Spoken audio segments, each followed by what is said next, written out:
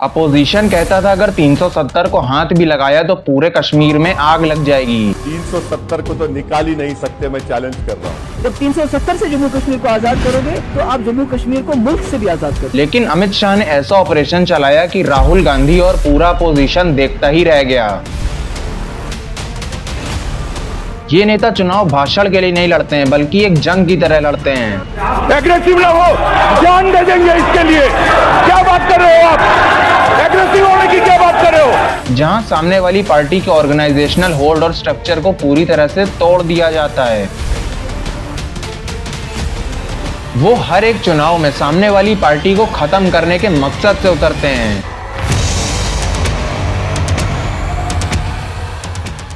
जहां पर राहुल गांधी, ममता बनर्जी और बाकी अपोजिशन के नेताओं की सोच खत्म होती है, वहां से अमित शाह की असली पॉलिटिकल प्लानिंग और गेम शुरू होती है।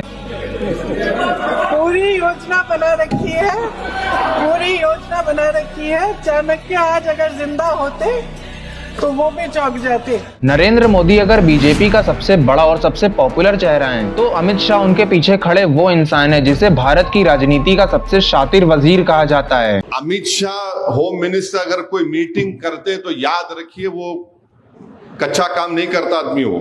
एक ऐसा दिमाग जिससे पूरा अपोजिशन डरता है, क्योंकि जब राहुल गांधी, ममता बनर्जी और अखिलेश यादव को लगता है कि उन्होंने बीजेपी को घेर लिया है, वोट चोरी is an anti national act and those across the aisle are doing an anti-national act. तब अमित शाह ऐसा पासा फेंकते हैं कि जिससे पूरी बाजी ही पलट जाती है। अब 28 वोट श्री सरदार पटेल को मिले और 2 वोट जवाहरलाल नेहरू जी, और साहब प्रधानमंत्री जवाहरलाल जी बने। वेस्ट बंगाल में ममता बनर्जी के घर में घुस के बीजेपी को 2026 में 207 सीट्स तक पहुंचाना हो, या कश्मीर से आर्टिकल 370 को रातों रात उखाड़ फेंकना, क्या है अमित शाह के इस चाणक्य दिमाग का सच? आज हम अमित शाह के उन खतरनाक पॉलिटिकल मूव्स और मोदी शाह के इस गठबंधन के पूरे सच को देखेंगे। अपोजिशन में बैठे राहुल गांधी, ममता बनर्जी या अखिलेश यादव जैसे नेता अमित शाह से इतना ज्यादा क्यों डरते हैं? अरे अखिलेश भाई, एक लेवल की बात चल रही है यार, कहाँ केंद्रीय विद्यालय कर रहे हो अभी? इसका समय आएगा। क्योंकि बाकी नेता चुनाव सिर्फ भाषण देने के लिए लड़ते हैं, लेकिन अमित शाह चुनाव को एक जंग की तरह लड़ते हैं। बच नहीं पाओगे आप लोग, बच नहीं पाओगे। आतंकवादियों के लिए रोना आता है, हमें पूछते हैं कि आपने क्या किया, कोई अधिकार नहीं है पूछने का। जब 2016 में लोग बोलते थे कि वेस्ट बंगाल में टीएमसी को कोई भी नहीं हरा सकता, अमित शाह 15 दिन से बंगाल में बैठे हुए, 15 साल भी बैठ जाएंगे ना तो बंगाल को जीतने नहीं पाएंगे अमित शाह। दीदी का है, दीदी का रहेगा, दीदी का रहेगा। जय बंगला। तब अमित शाह ने ममता बनर्जी के घर में घुसकर अपना सबसे बड़ा नेटवर्क बिछाना शुरू कर दिया था। ऊपर नरेंद्र मोदी की सरकार है, नीचे भाजपा की सरकार बना दीजिए। घुसपैठिए तो दूर, परिंदा भी सीमा के इस पार पैर नहीं मार पाएगा, ऐसे सीमाओं को सील कर देंगे। 2016 में बीजेपी के पास वेस्ट बंगाल में सिर्फ 3 सीट्स थीं, लेकिन अमित शाह ने बूथ लेवल पर आरएसएस और बीजेपी कार्यकर्ताओं को खड़ा किया, टीएमसी के बड़े नेताओं को अपनी तरफ लाए और ऐसी आग लगाई कि 2021 में 77 सीट जीतने के बाद 2026 के वेस्ट बंगाल इलेक्शंस में बीजेपी ने 207 सीट्स जीतकर ममता बनर्जी और टीएमसी का खेल खत्म कर दिया। ये होती है चाणक्य स्ट्रेटेजी, दुश्मन के सबसे मजबूत गढ़ में घुसकर उसकी पूरी सरकार को उखाड़ फेंकना। राहुल गांधी और कांग्रेस पार्टी जब तक अलायंस की राजनीति समझते रहे, तब तक अमित शाह ने वेस्ट बंगाल से लेकर नॉर्थ ईस्ट तक बीजेपी का झंडा गाड़ दिया था। अमित शाह के लिए कोई भी चुनाव छोटा या बड़ा नहीं होता, वो हार को एक्सेप्ट नहीं कर पाते हैं।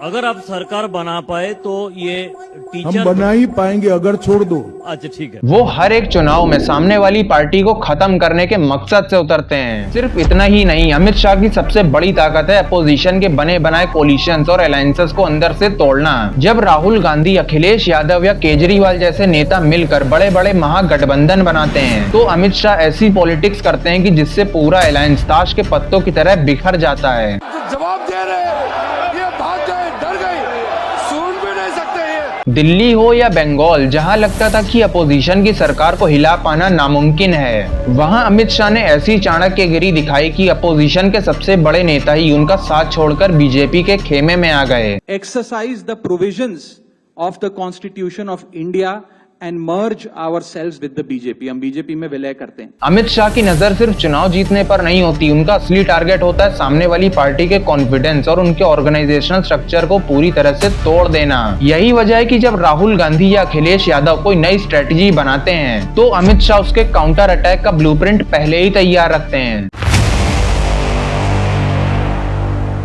अब सवाल ये उठता है कि अमित शाह को राजनीति का मास्टरमाइंड क्यों माना जाता है? क्योंकि वो सिर्फ इलेक्शन जीतने तक सीमित नहीं है। जब देश के सबसे बड़े और कंट्रोवर्शियल डिसीजंस की बात आती है तो अमित शाह का लीगल और स्ट्रेटेजिक दिमाग सामने आता है। सालों से कांग्रेस, फारूक अब्दुल्ला और महबूबा मुफ्ती जैसे नेता देश को आर्टिकल 370 के नाम पर डराते रहे। जब 370 से जम्मू कश्मीर को आजाद करोगे तो आप जम्मू कश्मीर को मुल्क से भी आजाद करोगे। राहुल गांधी से लेकर बाकी अपोजिशन के नेता ये खुलेआम कहते थे कि अगर 370 को हाथ भी लगाया तो पूरे कश्मीर में आग लग जाएगी। 370 जब तक कांग्रेस पार्टी का वजूद है तब तक 370 भारतीय जनता पार्टी 200 साल हुकूमत करेगी तो भी वो होता है। लेकिन उसके बाद अमित शाह ने क्या किया? उन्होंने कोई हंगामा नहीं किया, रातों रात शांति से और कड़ा ऑपरेशन चलाया जिसका किसी को कोई अंदाजा भी नहीं था। कश्मीर में हजारों एक्स्ट्रा सैनिक भेजे गए, इंटरनेट सर्विस को बंद किया गया, लोकल सेपरेटिस्ट और अपोजिशन के नेताओं को हाउस अरेस्ट किया गया और अगले ही दिन अगस्त 2019 में अमित शाह ने ऐसी लीगल प्रिसीजन से आर्टिकल 370 को खत्म करवाने का बिल पास करवा दिया कि राहुल गांधी और पूरा पोजीशन देखता ही रह गया। The question is that the bill be passed. Those in favor will please say aye. Those against will please say no. I think the ayes have it, the ayes have it, the ayes have it. The bill is passed. उनका काम करने का तरीका बिल्कुल शांत और घातक होता है। जब तक अपोजिशन को ये पता चलता है कि अमित शाह क्या करने वाले हैं तब तक वो अपना पूरा काम कर चुके होते हैं। सिटीजनशिप अमेंडमेंट एक्ट हो या फिर आर्टिकल 370, अमित शाह ने ये दिखाया कि जब डिसीजंस लेने का दिमाग और दम हो तो इम्पॉसिबल चीजें भी पॉसिबल हो जाती हैं। और 370 हटाने के लिए लोहे का जिगर चाहिए। लेकिन ये सब करने के पीछे उनका सीक्रेट वेपन क्या है? उनका सीक्रेट वेपन है पेज प्रमुख फॉर्मूला और प्योर डेटा साइंस। सारे गुंडे कान खोलकर सुन ले, 5 तारीख के बाद किसी भी नागरिक को परेशान किया तो उल्टा लटका कर सीधा करने का काम।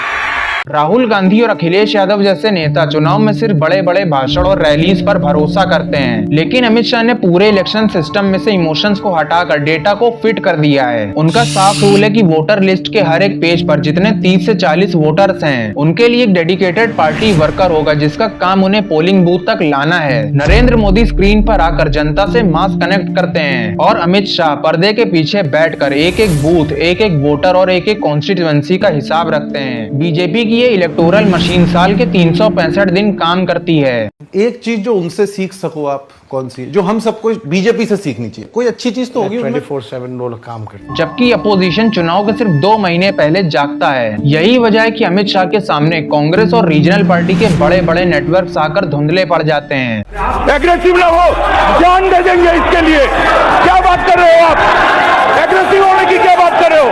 नरेंद्र मोदी और अमित शाह की जोड़ी की असली ताकत ये है कि दोनों के बीच एक ब्लाइंड ट्रस्ट है। मोदी जी देश के विकास, फॉरेन पॉलिसी और अपनी मास लीडरशिप से लोगों से कनेक्ट करते हैं।